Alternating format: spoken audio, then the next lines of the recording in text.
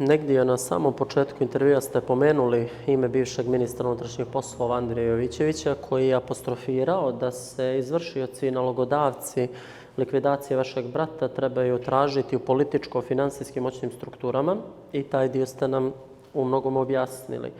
Ali ono što mene zanima, vjerujem i naše gledalce, je izjava gospodina Jovićevića tada da dok je on bio ministar, vaš brat je bio bezbjedan i živ.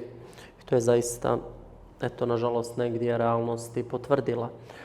Možemo li možda govoriti da dok je zaista on bio ministar, da su operativne strukture malo više vodile računa o životu vašeg brata, dok nakon određenih promjena u tim bezbjedonosno političkim, ipak moramo reći, strukturama, se i nije baš na pravi način i pored svih pokazatelja i napada na vašeg brata u prethodnom periodu vodilo računa o njegovoj bezbjednosti, što je na kraju to olakšalo put neposrednim izvršiocima. Vidite, treba biti mnogo obaviješten, pa dobre stvari znati. Pitanje je ko je koga sluša u tim momentima. Da li je mafija slušala državu, država mafiju, ili mafija i država sarađivale.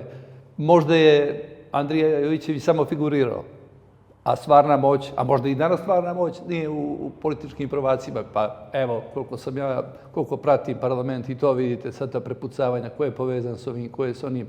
Očigledno da se organizacija ubistva i finansiranje ubistva i želja da se ubije, da je veoma opasna mafija sa današnjeg gledišta i neko ko je promjenama političkih prilika samo malo dodirnut. A pitanje je je li. Pitanje je je li.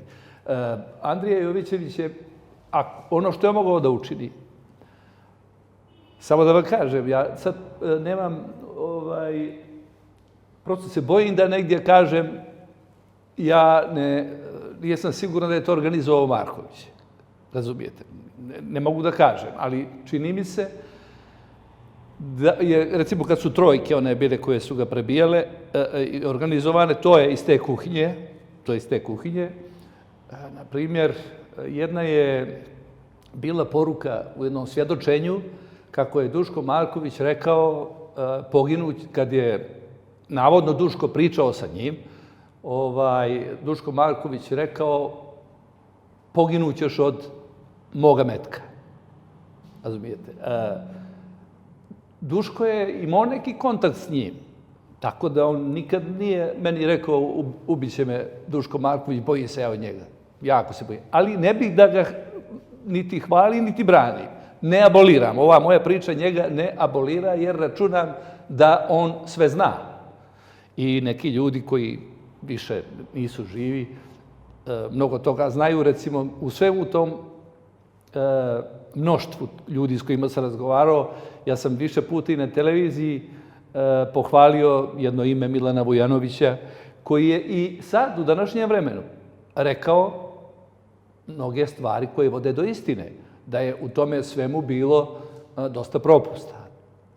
Oko istrage. Ja tačno znam da se u jednom kafiću, da su inspektori koji su vodili istragu o Dušku popili 4 boce viskije. U čast toga što su riješili ubistvo od početka do kraja. Tako da je takvo mišljenje bilo u početku. Međutim, vidite, te noći, kad je data službena zabilješka, opet mi sad nije milo, čovjek više nije živ. Recimo, dok je bio živ, dosta sam o njemu govorio, koji je bio dežurni tužilac i spavao. Zamislite, ubijen Duško Jovanović, on spava. Oni ga bude, a on kaže neka ujutru ću. To je priča za malu djecu.